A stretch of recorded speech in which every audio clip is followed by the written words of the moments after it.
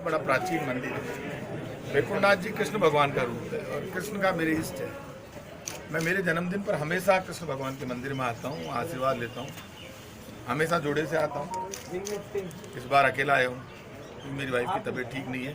तबीयत उसको आज वो आ नहीं सकती थी मंदिर में दर्शन करने के लिए, इसलिए आज मैं अकेला आया हूँ। मेरे परिवार के सारे बच्चे वगैरह सब साथ में हैं और मैं ये मानता हूँ कि संकट की घड़ी है और इस संकट की घड़ी में सब लोगों को आगे बढ़कर ये मानकर चलिए कि आप उनको सेवा करनी चाहिए। गायों को चारा खिलाएं, लोगों को भोजन उपलब्ध कराएं, राशन के किट बांटे, सैनिटाइजर बांटे, मास्क बांटे। आज हम 500 पीपीई किट हॉस्पिटल्स में भेजेंगे, मास्क बांट रहे हैं, हमारे साथी सैनिटाइजर बांट रहे हैं, सब लोग आटे कट्टे बांट रहे हैं। ये हमारी जिम्मेदारी है कि अपना जन्मदिन जब भी मनाएं तो इस वक्त संकट की घड़ी में जो हमसे हो सकता है वो हम करें। यही धर्म है और धर्म हमको ये सिखाता है कि यदि आपके पास जो भी सामर्थ्य है, यदि 2 रोटी है तो 1 रोटी दूसरे को जरूर खिलाएं। और इस संकट की घड़ी में भगवान परीक्षा ले रहा है। परीक्षा सबकी है और इस परीक्षा में जब अंधेरा ज़्यादा है तो रोशनी के लिए जरूरी है कि हम परीक्षा ईमानदारी से लें। इस वक्त भगवान परीक्षा लेने के लिए खुद आए हुए हैं। मेरे को भरोसा है इस कोरोना संकट से जल्दी मुक्ति मिलेगी भारत को, पूरी दुनिया को।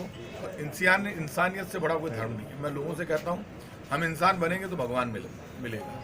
तो इसलिए इंसान बनने की ज़रूरत है। इस वक्त बड़े दिल के साथ काम करने की ज़रूरत है और काम सिर्फ बातों में नहीं होना चाहिए, ज़मीन पर नज़र आना चाहिए। मैंने देखा कि भारत सरकार ने पैकेज दिया, 3 दिन से प्रचार कर रही है पैकेज का। और पैकेज में कहते हैं 2 महीने का राशन हम मजदूर को फ्री में देंगे। एहसान कर रहे हो? 2 महीने तक तो मजदूर पैदल चलेगा सड़क पे। शर्म आनी चाहिए। आप 20 लाख करोड़ के पैकेज की बात करते हैं, डायरेक्ट पैसा दो ने। आप वही तो हैं जिन्होंने कहा था 15 लाख हर खाते में जमा करा दूंगा और अच्छे दिन लेकर आऊंगा। अब तो बुरे दिन है। 15 लाख तो जमा मत कराओ, 15,000 से लेकर 50,000 तक जमा करा दो हर खाते में।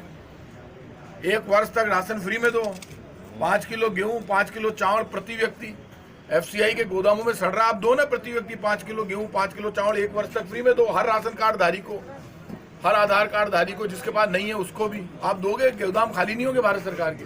सड़ता है गेहूं और चावल, हर वर्ष फेंकना पड़ता है। अब डायरेक्ट मदद आएगी कब? बातें ही बातें कर रहे हैं। अनुराग ठाकुर और सीतारमण जी दोनों मिलकर रोज कह रहे हैं हम ये करेंगे। लोगों की समझ में ही नहीं आ रहा। हम ऐसे करेंगे, हम गारंटी देंगे। तो बैंक से लोन लेगा तो चुकाएगा तो वही ना। आप हमको बता रहे हो क्या?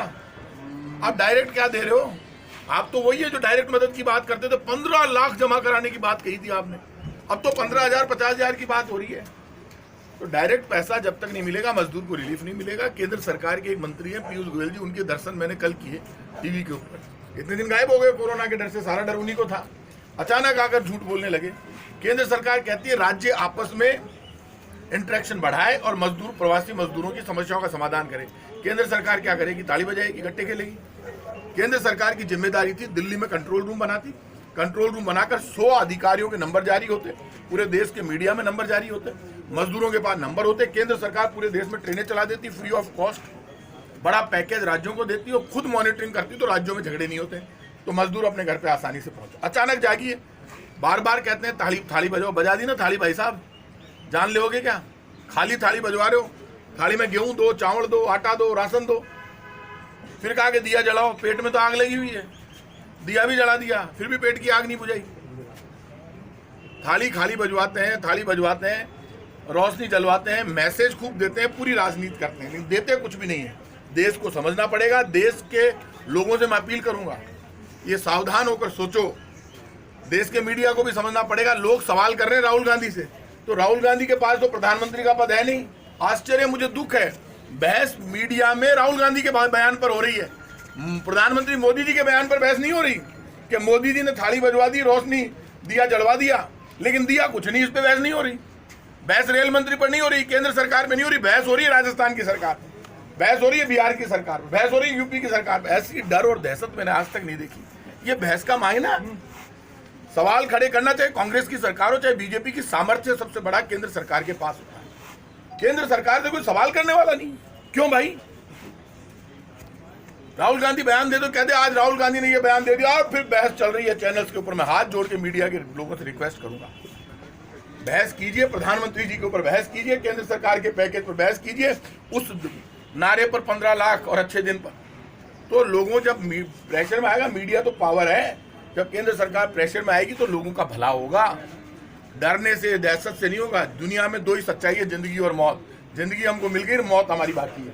मौत उस दिन आएगी जिस दिन भगवान चाहेगा, और जिस दिन आएगी उस दिन कोई रोक नहीं पाएगा। तो डर कर नहीं जिएंगे, सच कहकर जिएंगे। हम गलती करेंगे तो हमें पाप भुगतना पड़ेगा, लेकिन वो गलती करेंगे तो उनको भी पाप भुगतना पड़ेगा। ऊपर से उतर के नहीं आए, पाप सबको लगेगा। इसलिए निर्मला सीतारमण जी बयान देना बंद करें।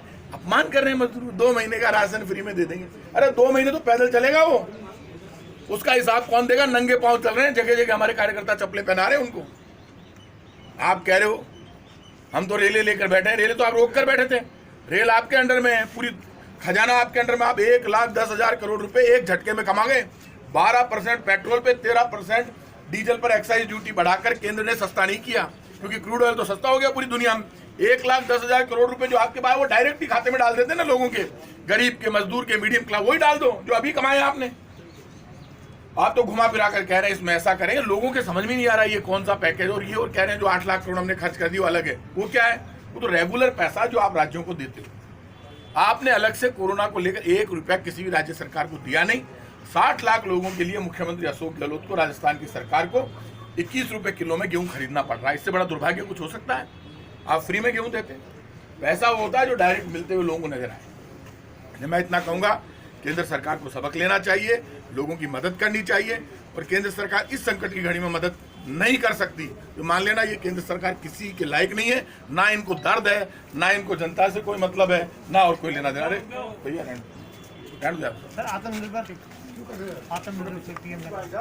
आत्मनिर्भर रहो। और मैं इसलिए कह रहा हूँ, आत्मनिर्भर की बात जो कही, आत्मनिर्भर हमको बनना पड़ेगा, एग्री। लेकिन आत्मनिर्भर बनाने के लिए प्रधानमंत्री जी को भी तो कुछ देना पड़ेगा ना। खजाना तो जनता का ही है ना, कब देंगे? आज देने का वक्त है।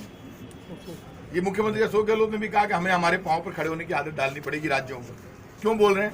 क्योंकि केंद्र पैसे नहीं दे रहा। एक्चुअली में केंद्र का पैसा वो कहते थे कि बार बार ये कहते रहे कि ऐसा है वैसा है। अभी इन्होंने 68,000 करोड़ रुपए नीरव मोदी, मेहुल चौकसी और विजय माल्या के माफ किए। पूरे देश ने देखा, इन्होंने माना। और ये शब्दों का हेरफेर कर रहे हैं कि 68,000 करोड़ रुपए की भाषा ये नहीं है। अरे माफ तो कर दिए ना, 68,000 करोड़ रुपए माफ कर दिए। 67,000 करोड़ में तो पेट भर जाएगा हिंदुस्तान के आम आदमी का, राशन पहुंच जाएगा सब जगह। 68,000 करोड़ रुपए विजय माल्या, मेहुल चौकसी और नीरव मोदी के माफ हो जाते हैं, और ऊपर से आप पूरा ज्ञान बांटते हो। मैं तो इतना कहूंगा, जवाब इनसे मांगने का वक्त है। इस संकट की घड़ी में ये कहीं नजर नहीं आए। केंद्र सरकार के लोग गायब हो गए। बार बार कहते रहे राज्य ऐसा करे, राज्य वैसा करे, राज्य ऐसा करे वैसा। केंद्र सरकार क्या करेगी, कब करेगी, ये बता दे केंद्र सरकार।